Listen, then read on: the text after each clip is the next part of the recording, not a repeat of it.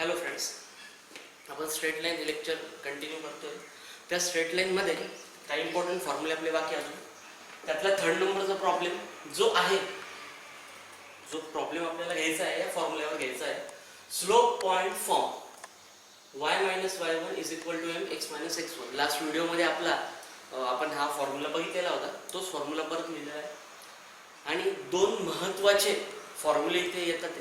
त्या दोन फॉर्म्युल्यांपैकी एक जो आहे, त्याच्यात जेव्हा दोन लाईन ज्या आहेत त्या एकमेकांना पॅरलल असेल, when two lines are parallel to each other. आता तुम्हाला सगळ्यांना माहिती आहे पॅरलल म्हणजे काय. ही एक लाईन आहे आणि ही एक लाईन, या दोघांना एकमेकांना पॅरलल आहे. Then that both lines slopes, this is the formula m1 is equal to m2. This is the parallel line slope. याला m1 म्हणेल, म्हणजे याचा जो स्लोप काढणार आहे याला आपण m1 म्हणू, याचा जो आहे स्लोप याला आपण m2 म्हणू. या दोघांचा स्लोप सेम येतो. That two lines are called as a parallel lines. Third म्हणजे पुढचा जो फॉर्म्युला आहे आपला 5th नंबरचा आहे, सिक्वेन्शियल बघायला गेलो होतो. Sequential 5th number formula is when two lines slope, one line is perpendicular to the other. Anywhere one line is perpendicular to the other, you know very well. एक line आहे, त्याला एक line perpendicular जाईल. आता ती perpendicular ती 90 degree मध्ये जाईल, 85 मध्ये जाईल, 80 मध्ये जाईल और 100 मध्ये जाईल, सांगता येत नाही. But one line is perpendicular to the other, then there standard formula is m1 into m2 is equal to -1. m1 into m2 is equal to -1.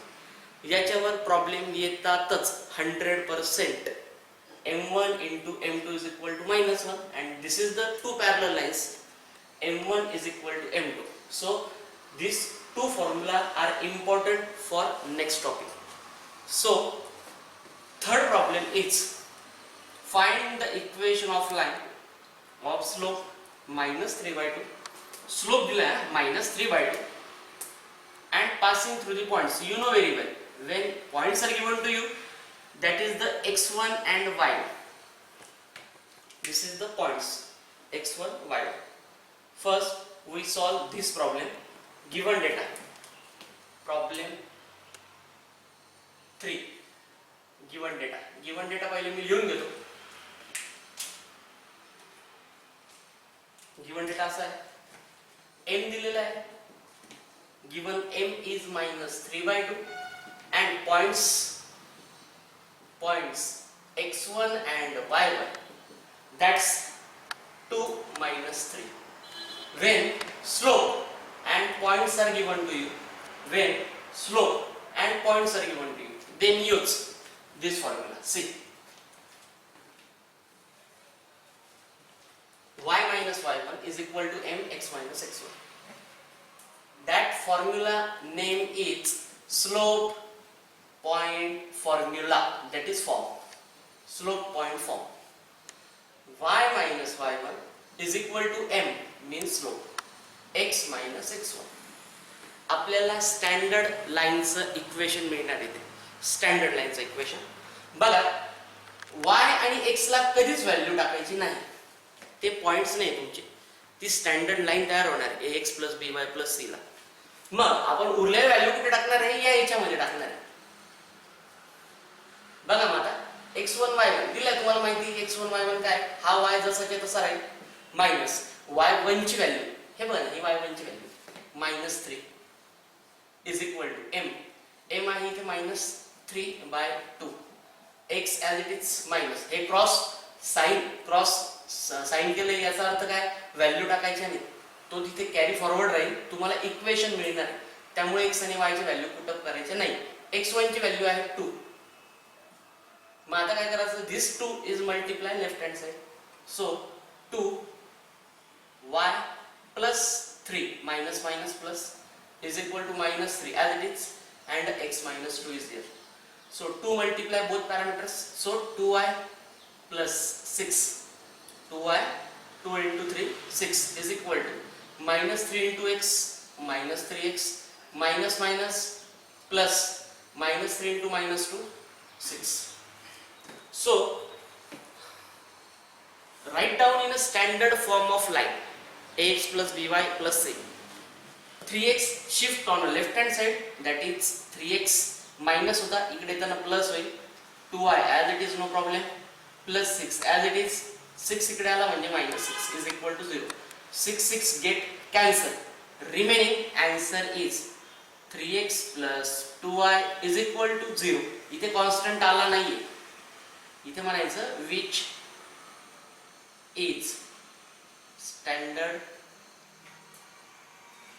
is standard equation of line.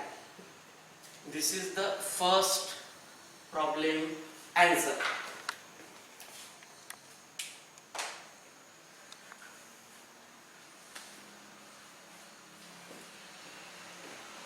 Second problem जो आहे, second म्हणजे आपला 4th नंबरचा problem जो आहे, find k if the two lines, या two lines दिल्या बघा, ह्या एक लाइन आहे आणि ही एक लाइन आहे.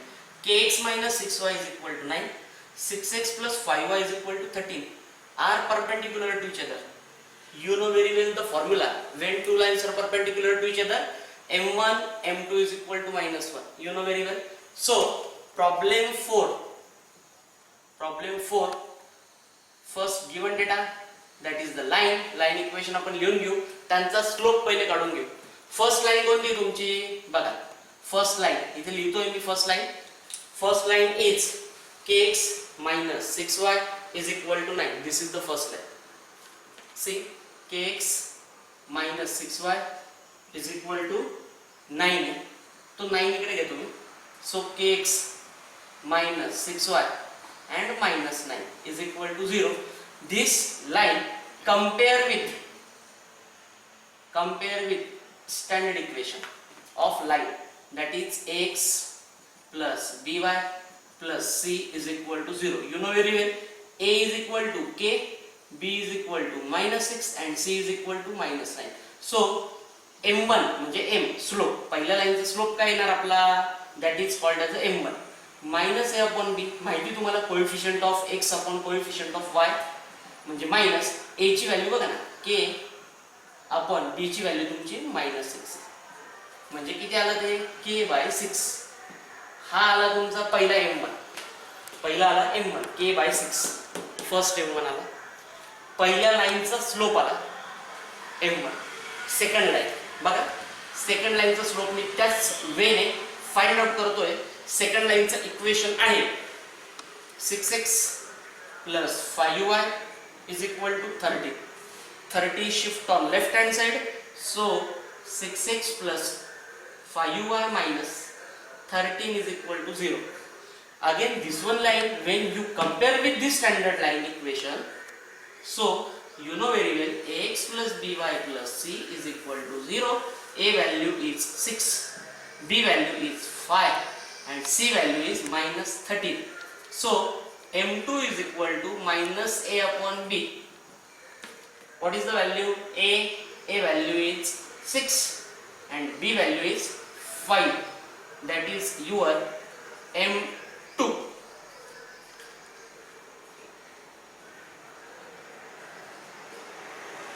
Find the k. आपल्याला k फाइंड आउट करायचा आहे. Find out the k value. So m1 m2 आपल्याला लागणार होते, तुम्हाला माहिती आहे बघा. when two lines are perpendicular to each other, then m1 into m2 is equal to minus 1. Put m1 value as well as m2 value is equal to minus 1 is available, so m1 value is k by 6, m2 value is minus 6 by 5 is equal to minus. Equation हे solve करायचं आपल्याला. हे equation solve करून तुम्हाला k ची value find out होईल. हे problem पेपरला विचारले जातात. बघा कसे फाइंड आउट करायचं आन्सर त्याचं. 6 get cancel, numerator as well as denominator. So remaining parameter is k by 5, that is minus, is equal to minus 1. Minus and minus sign get cancel again. So k by 5 is equal to 1, that is k is equal to 5. This is the final answer for this 4 number problem. एकदा बघून घ्या. M2 चा आपण 5th नंबरचा problem चालू करायचा आहे.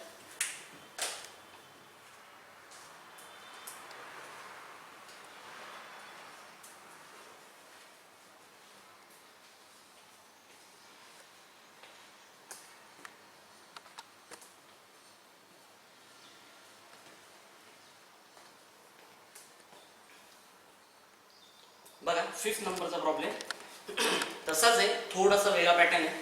याच्यात आपण के फाइंड आउट करा. याच्यात आपल्याला parallel to each other perpendicular to each other show करायचे. This both line we have to show this both line perpendicular to each other. Means याचा आणि याचा स्लोप यांची मल्टिप्लिकेशन -1 यायला पाहिजे. याचाही स्लोप काढायचा आहे, याचाही स्लोप काढायचा आहे. या दोघांची मल्टिप्लिकेशन ही -1 आली तर आपल्याला फक्त हे वर्डिंग लिहायचं. फायनल फक्त एवढं वर्डिंग लिहायचं की व्हेन आवर टू लाईन्सच्या जागी our two lines are perpendicular to each other, hence our answer is. So let's start this one problem. First line, see first line and second line. First line is given to you 2x plus 3y is equal to -1 and second line is 3x minus 2y plus 6 is equal to 0. हे पहिले modified करून घेऊ आपण. बघा 2x plus 3y -1 तिकडे इकडे घेऊन या plus 1 is equal to 0. आता दोघीही लाईन, या दोघीही लाईन ही आणि ही पण लाईन ही कंपेअर करायची आपल्याला. कशाने कंपेअर करायची रे? ax plus by plus c म्हणजे दोघांचा स्लोप आहे. याचा m1 येईल, याचा m2 येईल. बघा m1 तुम्हाला माहिती -a/b. आता a पण माहिती तुम्हाला, मायनस साइन ठेवायचा. a ची व्हॅल्यू 2 आहे आणि b ची व्हॅल्यू 3 आहे. माहिती आहे सगळ्यांना आपण ax plus by plus c कसं कंपेअर करतोय. त्यानंतर याच्यात तसंच करायचं आपल्याला. m2 ला पण आपल्याला घेताना -a/b घ्यायचा आहे. बघा आता मायनस साइन जसाच्या तसा आला. a ची व्हॅल्यू 3 आहे, ही a ची व्हॅल्यू 3 आली अपॉन आणि b ची व्हॅल्यू किती आहे? -2. सो m2 ची व्हॅल्यू आली तुमची 3/2. This is the m2 value and this one is the m1 value. So m1 into m2 that is LHS. आपण m1 m2 ची व्हॅल्यू फाइंड आउट करून बघू. when their multiplication or product get -1 then these both lines are perpendicular to each other. So m1 value is -2/3 and m2 value is 3/2. both 3 and 3 cancel, 2 and 2 also cancel, remaining -1, that is m1 into m2 -1. Hence माहिती तुम्हाला rule काय लिहायचा आहे? when our two lines slope are -1, hence that line is perpendicular to each other. किंवा तुम्ही हा formula लिहिण्यापेक्षा आपण जो आता स्टार्टिंगला जो फॉर्म्युला बघितलेला आहे m1 into m2 is equal to -1 तो इथे लिहिला तरी चालतोय. तुम्ही इथे LHS म्हटले is equal to इथे RHS म्हटले चालेल. म्हणजे तुमचं प्रूव्ह झालं equation LHS is equal to RHS. Equation काय प्रूव्ह झालं आपलं? m1 into m2 is equal to -1. This element proved by these two lines. This is the 5 number problem solution. This is the solution of 5 number problem. Must write down properly all board's data. Thank you.